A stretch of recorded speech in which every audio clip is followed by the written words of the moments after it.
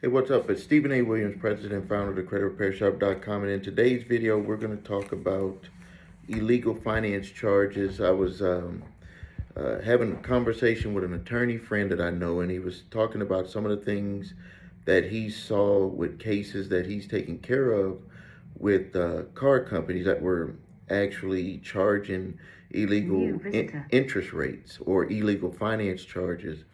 Uh, something that just so you're aware of it, I just want to run down a list. It's going to be a very quick video, and at the end of the video, make sure that you also subscribe to the channel if you haven't done that, and please like this video. This is very important information because when we were talking about this, it had brought up some I kind of remembered of when I had purchased a car when I was younger, and I was like, these are some of the things, these are some of the tricks that they use to actually increase the finance charges, and you don't even know that they're doing it.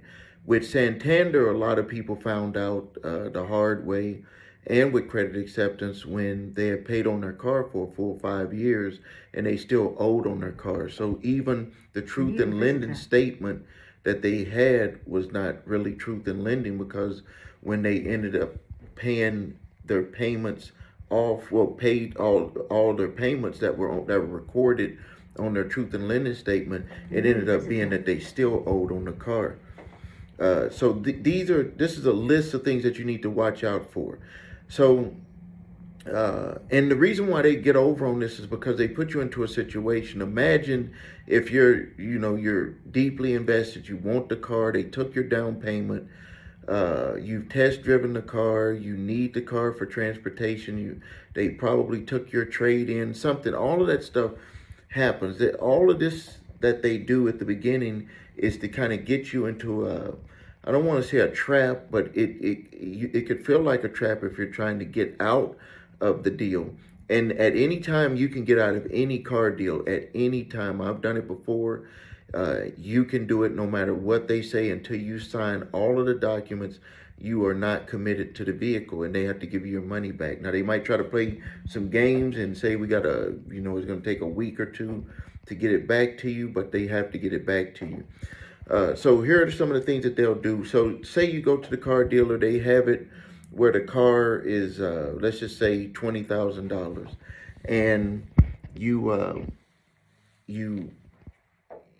and you say, okay, I want the car. I test drove it. I got $2,000 that I want to put down, and they run your credit, and maybe a hiccup comes up. Maybe they say these are your choices, and they give you a couple of different finance companies. If they even disclose it to you, they might just run your stuff crazy, and they're not allowed to do that. We just worked with like five clients who had over 30 finance companies ran by one auto dealer. They can't do that without your permission. So they come back and they say, well, we have this one. We'll just use credit acceptance as an example. And they say, well, we're able to, get this. Your credit was dinged up, and but we were able to, to get something done for you. They know that you're focused on the monthly payment, and so they're going to say, hey, you do this 2,000. They might even say we need to get more money. And if they say they need to get more money, this is the reason why, is because credit acceptance is going to tell them how much they're going to give them for the car. Like they're not going to give them 100%. They have where they're going to have chargeback positions on the vehicle, and they're going to not give them 100% financing no matter what. So the dealer, what they'll do is they'll try a few tricks. They're going to either try to get you to put more money down. They're going to try to get you to get a co-signer, which it will be a disaster. Don't never do that to somebody else, or do it for someone. Or they're going to just really fudge the paperwork and make it look like you're getting the car for a certain amount, but they're going to raise the amount of the vehicles. Now, I've personally seen documents where they did this. This is how they do it. Pay attention. So they come to you and they say, hey, to make this look right, we're going to put that you paid instead of $20,000 for the vehicle, that you pay 25,000, and we're going to make it look like you actually put $7,000 down on the vehicle when you actually really put 2,000. Maybe they won't even explain it to you that way. They might just say it in a different way. They might say we got some type of a discount, or you never know what terminology they're going to use, but this is what ultimately has happened in a lot of these situations, is that they end up putting that amount on the vehicle. They turn that into credit acceptance, even though they know that they are not going to get paid that additional $5,000 that they put onto the vehicle. It doesn't matter. Credit acceptance, because the way that they're turning in the documents to credit acceptance, it's going to make it to where they're going to get more of the percentage on that loan. So if you follow me, you came into the deal with $2,000. The car was $20,000. To make the deal work, they said that they're going to put it for $25,000. You're not going to pay them $25,000. They're being truthful in a way, but they're also being deceptive.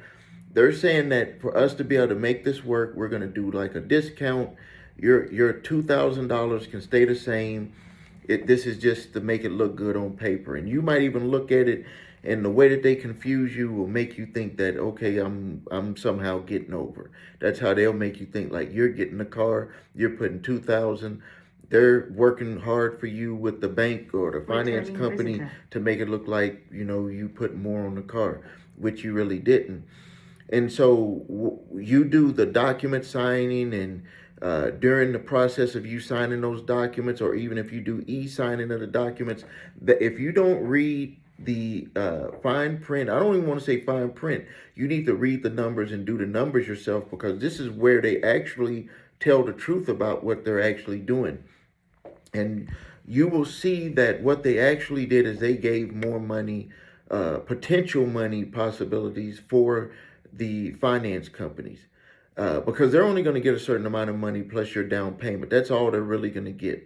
And so they might have a certain amount into the car, or they just want to make it maximize as much money as they can make as possible, because they already got you wanting the car. So you go in there, you're getting ready to sign documents and everything, and they're just like, don't worry about this, don't worry about that. You saw the numbers, you see your payment, and you already got the car, you got the keys, everything. You already done the insurance, we've already taken your trade, all of that stuff is done. So it makes a person feel like it's hard to back out. And if you don't really read the numbers, and you're not really good with the numbers, they can make it look like it is what you're signing to when it's really not. And you'll learn that if you request to get your final statement of your truth in lending statement from the finance company. You will see, which is what everybody else started seeing. And even if you don't see it, you'll find out in the end that your payments, if you made all of your payments, it's easy for you to do this. On their documents, you just add up all of your payments. And if it doesn't put your car to zero, you know that there was a problem with the other documents. You know that there's a problem with the other documents.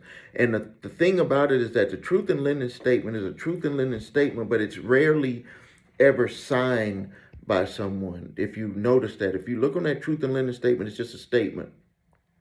The contract, all of the other paperwork, that's the stuff that you're going to sign, or that is digitally signed. So that's the stuff that you got to really pay attention to. But you don't have to take my word on it. You can look up the lawsuit with Santander. You can look up the lawsuit with credit acceptance, and it stated it right in there. You can go to Rusk, R-U-S-K, R-U-S-T, or R-U-S-K.